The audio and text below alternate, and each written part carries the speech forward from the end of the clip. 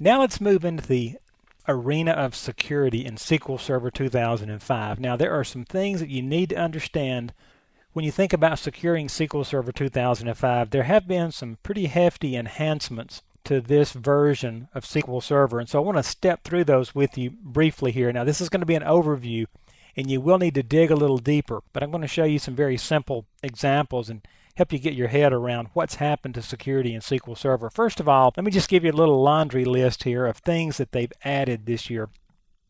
First of all, we now have password policies for our SQL Server logins. Now, this is in association with Active Directory. It gives the capability to apply password policies for SQL Server logins just like you have them in Active Directory.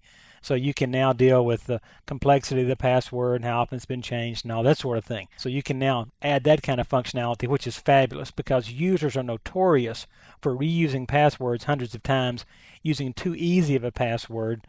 So that'll take care of that. The next thing they've added, and this is probably the biggest thing, is a hierarchical security scope, and I'll explain that a little more later, but suffice it to say right now that this means that we don't have to apply security on individual user or group basis anymore. We can actually apply it at a database level or a server level and so forth. You'll like this. This is one that's kind of tough to get your head around, is the separation of user and schema, and I'll show you some examples later. If you were around in SQL 2000, you remember the database owner was a major portion of all the objects, and the database owner had a lot to do with security.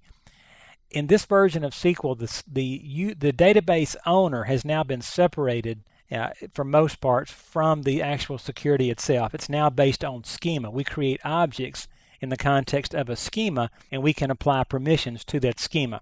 I'll show you some examples a little later. And then this is really cool, a declarative execution context. And I'll show you this. We can determine exactly who can execute, for example, our stored procedures. As we write this stored procedures, we can declare that in our code. So Microsoft really went to the drawing board and really put their heads to the task of security here. And I'm not giving you all of it here. There's more things that we don't have time to cover, and they'll get too complex. And then, of course, the last one is certificates. You can now use certificates out of Transact SQL to provide either authentication or encryption for your SQL Server data, and I'll give you a quick example of that as well. So as you can see, they've done a lot to SQL Server, and we'll cover most of these things here. But the big thing is that there have been so many fundamental changes to SQL Server security that it's not like you've been thrown off the train. If you were here in 2000, it's not like you're totally lost now, but they've enhanced it. So you need to get your head around it before you jump headlong into SQL Server 2005, and that's exactly what we're going to do in these next few videos.